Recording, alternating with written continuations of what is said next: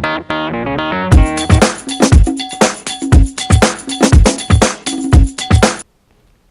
and welcome to Prime Update on Ben Television. My name is Ujineka Amadi.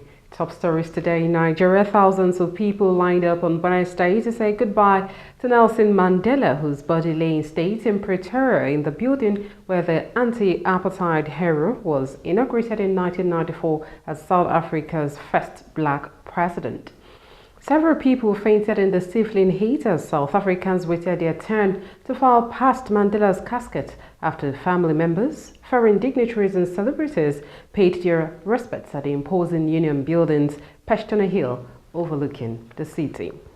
By afternoon, the summer heat and lack of access to water and toilets caused several people to pass out and tempers to fray as mourners waited in line for their last chance to see the man regarded as the father of democratic South Africa. Mandela's death on Thursday at the age of 95 has brought an outpouring of grief and mourning in the country he led as president from 1994 to 1999, as well as celebration and thanksgiving for his life and achievements.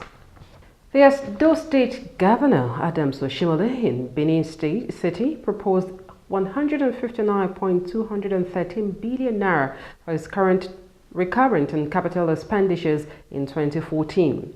The budget, tagged Budget of Renewed Hope, is made up of 85.59 billion naira capital expenditure and 73.61 billion naira for recurrent expenditure. The capital and recurrent figures represent 53.76% and 46.24% of the total budget, respectively. Oshimole said the capital expenditures consist 1.4 billion naira for administrative sector, economic sector has 45.9 billion naira, law and justice 0.65 billion naira, and social sector 37.6 billion naira.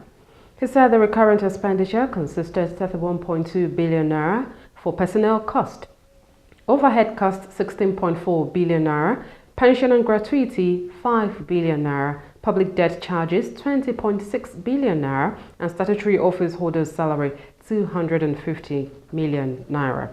The governor explained that the 115.6 billion naira proposed as recurrent revenue was made up of statutory receipts of 65.33 billion naira and internally generated revenue of 25.1 billion naira. Others are aids and grants, 4.9 billion naira, value added tax at 8.3 billion naira, share and excess crude at 6.4 billion naira, and capital receipts at 5.6 billion naira. Oshimole explained that the 2014 budget was designed as a launch pad to propel the state to higher levels of development possibilities. Members of the opposition parties in the Nigeria Senate has called for full-scale investigation into the alleged missing $4.9 billion being the proceeds of crude oil sales between January 2012 to July 2013. Senate Minority Leader Senator George Akume made the demand at a news conference in Abuja, saying the volume of money involved in this controversy cannot be swept under the carpet. Akume also asked President Goodluck Jonathan to address the nation on the alleged missing fund in order to clear the air, while reiterating that members of opposition in the Senate will not give up on the issue unless it is properly investigated. And we have every cause to believe that this money is missing. This document here is from the Central Bank of Nigeria. This is a very authentic source. It is a very authentic document. But the judiciary has taken of the national budget has been 5.5%. 5.5%, 3.3%, National Assembly, 2.2%, the judiciary. Go back and take a look at those things, you'll see the figures of the national budget. What I think we will want to focus on will be maybe the overhead component. And the functions discharged determines what goes to overhead, what goes to capital. Take a look at the figures, you'll confirm that. It will be recalled that controversy broke out over alleged missing crude oil revenue following a letter written to President Goodluck Jonathan by the Central Bank of Nigeria's Governor, Sanusi Lamido Sanusi.